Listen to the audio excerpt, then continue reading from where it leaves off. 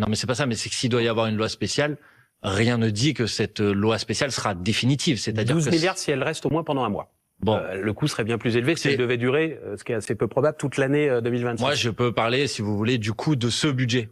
S'il devait passer. Moi, je vous dis que la loi spéciale, elle coûterait y compris moins cher que ce budget s'il devait passer. Par exemple, c'est un budget qui diviserait la croissance du pays par 2. C'est un budget qui se traduirait par le Franchement, ça me ferait énormément plaisir si vous abonnez et vous mettez un like. fait Merci. que des centaines de milliers de personnes payent davantage d'impôts sur le revenu.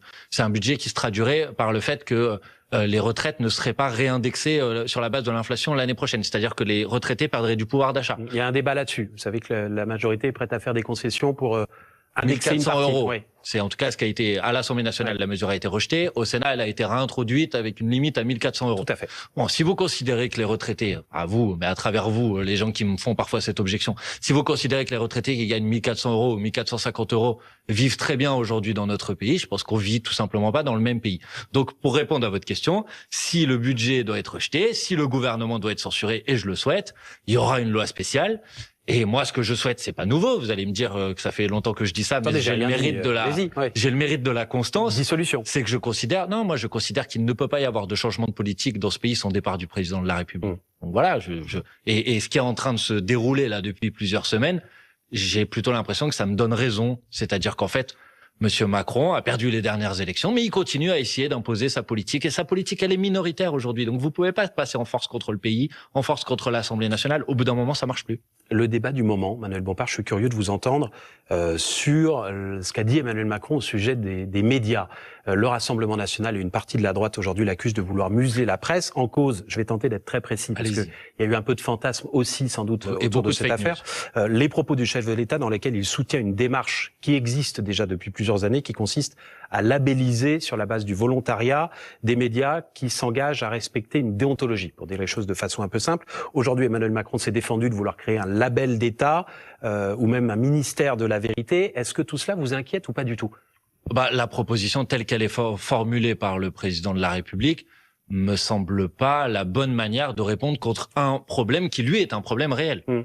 Enfin, tout le monde sait aujourd'hui, y compris on va avoir des élections nationales et municipales qui vont avoir lieu dans quelques semaines. Tout le monde voit à quel point il y a aujourd'hui des campagnes de désinformation massives sur les réseaux sociaux en particulier.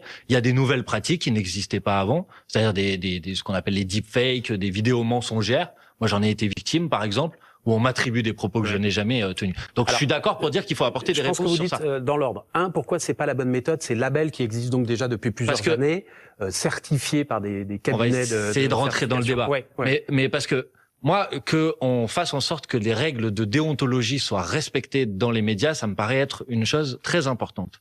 Qu'on considère qu'un média auquel on aurait donné un label serait en quelque sorte soustrait désormais à tout problème lié à la déontologie. Je comprends pas pourquoi on labelliserait un média et ce média il deviendrait... C'est ce média qui le demande et c'est un cabinet d'expertise en fonction de plusieurs critères qui l'accorde ou pas. Je préfère une autre mesure. Laquelle ? Qui est de mettre en place ce qu'on appelle un conseil de déontologie dans les médias, qui permet à n'importe quel citoyen, quand il est témoin d'une pratique médiatique qui ne correspond pas à la déontologie médiatique, de pouvoir saisir ce conseil. Un conseil qui siégerait à l'intérieur de ce conseil avec des professionnels de l'information, avec des journalistes qui seraient dans ce conseil, un conseil avec pourquoi pas des représentants des syndicats de journalistes et de la profession. On pourrait même considérer que dans ce conseil il pourrait y avoir des représentants des citoyens, mais qu'on laisse le gouvernement en dehors de ça. Parce que si on laisse pas le gouvernement en dehors de ça, pourquoi pas élu? Élu, quand on parle de représentants des journalistes, ça serait élu par les journalistes. Si on parle de représentants citoyens, ça pourrait être élu, ça pourrait être tiré au sort, je sais pas, on pourrait réfléchir à plusieurs propositions. Mais qu'il y ait une instance... Ce conseil, il aurait quel pouvoir ? De faire appliquer les règles de déontologie et donc de pouvoir, y compris, imposer parfois des rectificatifs quand il y a des informations qui sont fausses, ou y compris pouvoir prendre des mesures qui sont des mesures de sanction. Et c'est pas le rôle de l'Arcom, ça? L'Arcom le fait sur on va dire. L'Arcom est censé le faire. Vous avez failli faire une peau de banane et vous êtes retenu. Non, je vais faire une peau de banane. J'ai failli ne pas en faire une et je voulais en faire une. L'Arcom est censé le faire sur les médias audiovisuels. À ma connaissance, pas sur la presse écrite, par exemple, qui n'est pas concernée par l'Arcom. Et je vous dis, est censé le faire parce que moi, je le dis sincèrement ici, je suis stupéfait du manque d'action de l'Arcom face à des multiples désinformations qui existent aujourd'hui dans les médias.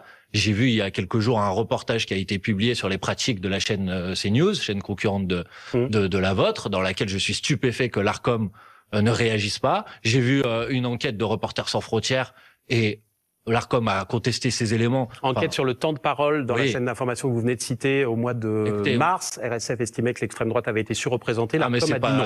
C'est pas estimé. Enfin, moi, que les meetings de la France Insoumise et les interviews de la France Insoumise passent la nuit sur CNews, j'en ai été déjà directement témoin. On doit faire 100% chez les insomniaques.